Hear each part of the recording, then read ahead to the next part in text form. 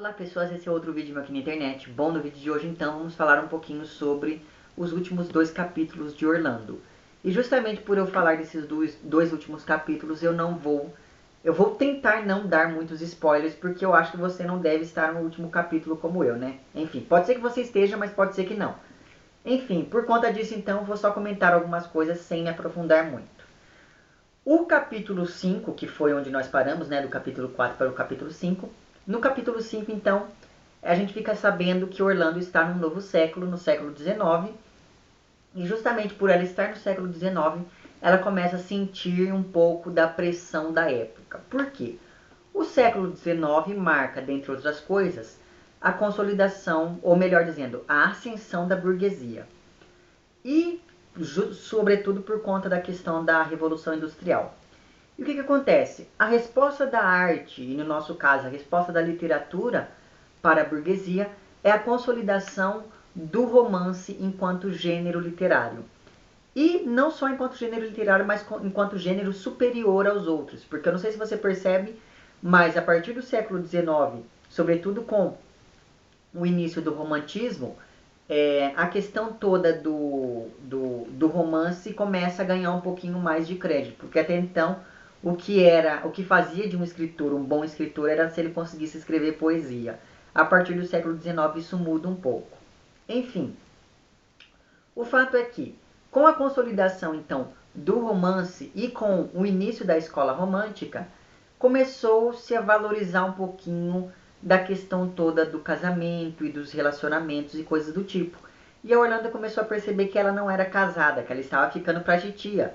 Ela já estava com 34 anos e ainda assim não tinha conseguido se casar, e isso começa a afligir ela numa tal maneira que ela vai se refugiar no campo.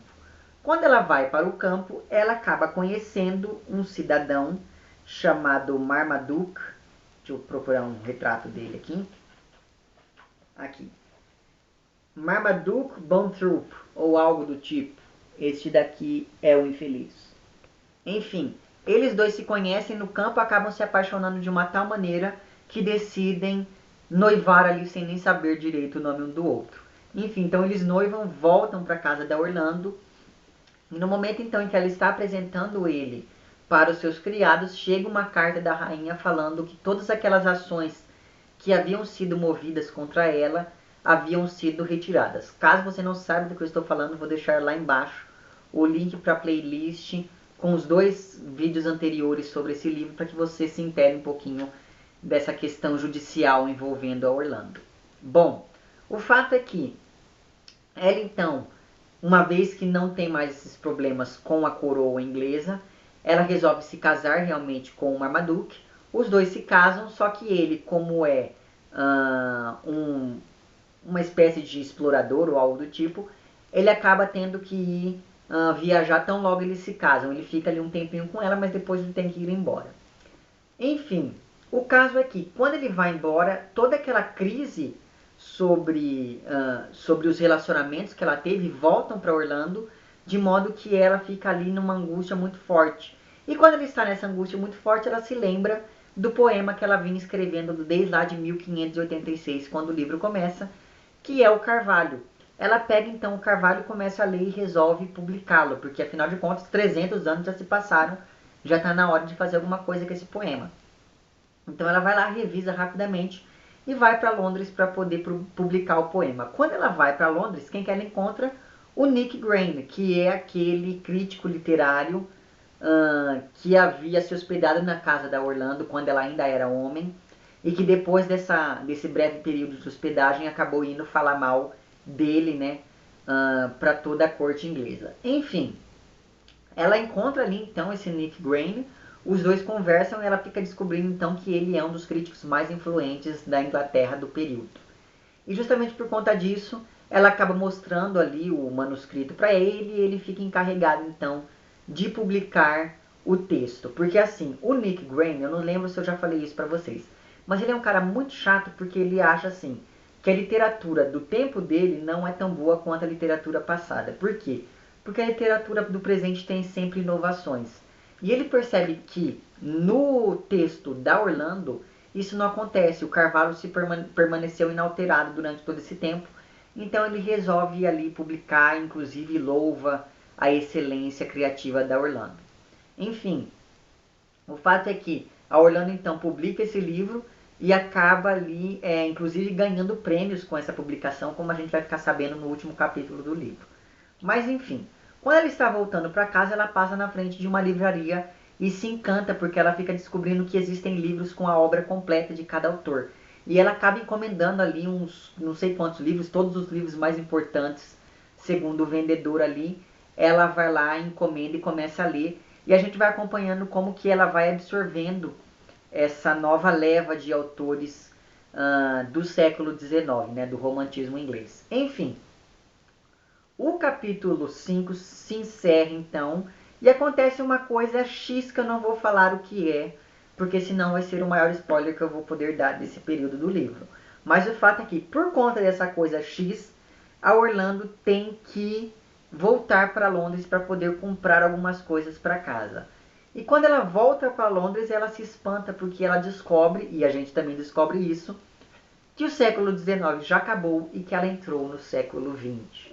Então perceba que o capítulo 6 do livro vai falar basicamente do dia 11 de outubro de 1928, que foi inclusive a data em que o Orlando foi publicado pela primeira vez lá pela Virginia Woolf. Enfim, no dia 11 de outubro de 1928, a Orlando vai até Londres e descobre então que o mundo está totalmente diferente daquele mundo que ela conhecia. Por quê?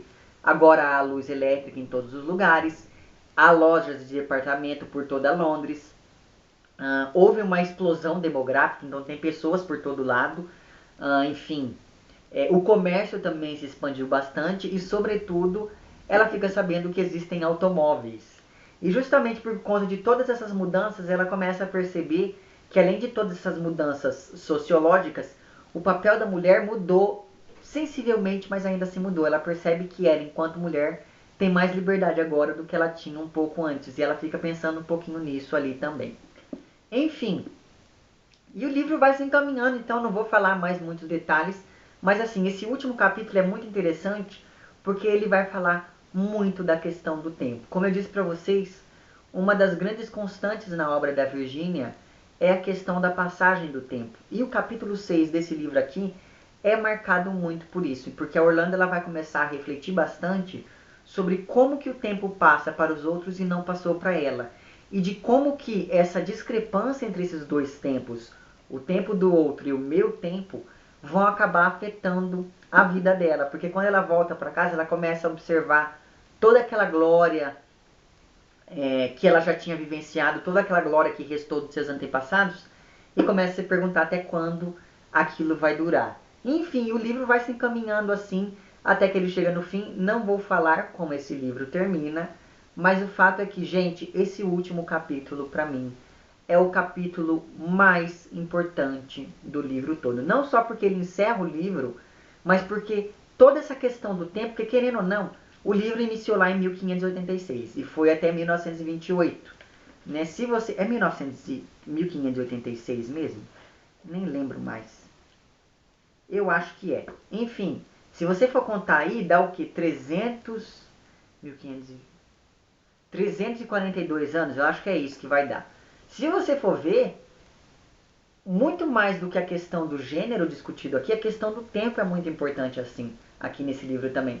Porque veja, como é que o tempo pode ter passado tanto para os outros e a Orlando ter continuado com 34 anos? Então, enfim, a questão do tempo é muito discutida aqui também.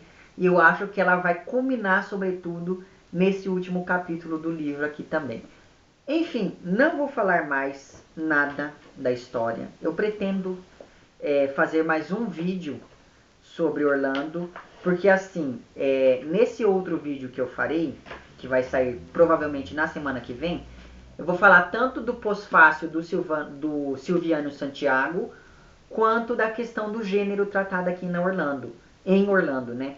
Porque eu não sei se você já percebeu, mas essa questão toda do gênero e da teoria queer é uma coisa que me chama a atenção bastante, do feminismo, etc e tal. Então, o próximo vídeo eu vou falar um pouquinho de como a gente pode enxergar essas questões aqui nesse livro. E, enfim, eu espero de verdade que você leia esse livro. Mesmo aí você, enfim, digamos que você não chegou a assistir os meus vídeos anteriores a esse. Caso você esteja assistindo esse vídeo agora e ainda não tenha começado, comece porque você não vai se arrepender. Sério mesmo. Não precisa ler nessa edição necessariamente. Tem várias outras edições de Orlando por aí pelo mercado. Então assim, caso você encontre, compre que você não vai se arrepender. E como eu já disse antes, para mim esse daqui é o melhor livro para quem ainda está começando na Virgínia, porque ele traz os temas centrais da obra dela, mas tratadas de um jeito muito mais palatável para quem ainda está se iniciando na obra. Enfim, gente, foi muito prazeroso fazer essa leitura coletiva. Eu queria agradecer aqui publicamente a Fran, do Livre Café, por a iniciativa de fazer essa leitura. E eu acho assim, eu tenho certeza que assim como eu senti um prazer enorme em reler esse livro, eu fico pensando que muita gente deve ter gostado bastante de ler o livro pela primeira vez. Enfim, era mais ou menos isso que eu tinha para dizer então. Leia Orlando você também, leia tudo da Virginia Woolf, mas enfim, comece por Orlando que você não vai se arrepender. Se você gostou desse vídeo, não esqueça de curtir e de compartilhar. Caso não tenha gostado, não esqueça de dizer lá embaixo porque não gostou. Se você está inscrito no meu canal, muito obrigado pela sua inscrição. E caso não esteja inscrito, se inscreva também lá embaixo. É isso então, um abraço para vocês todos. Até o próximo vídeo. Tchau.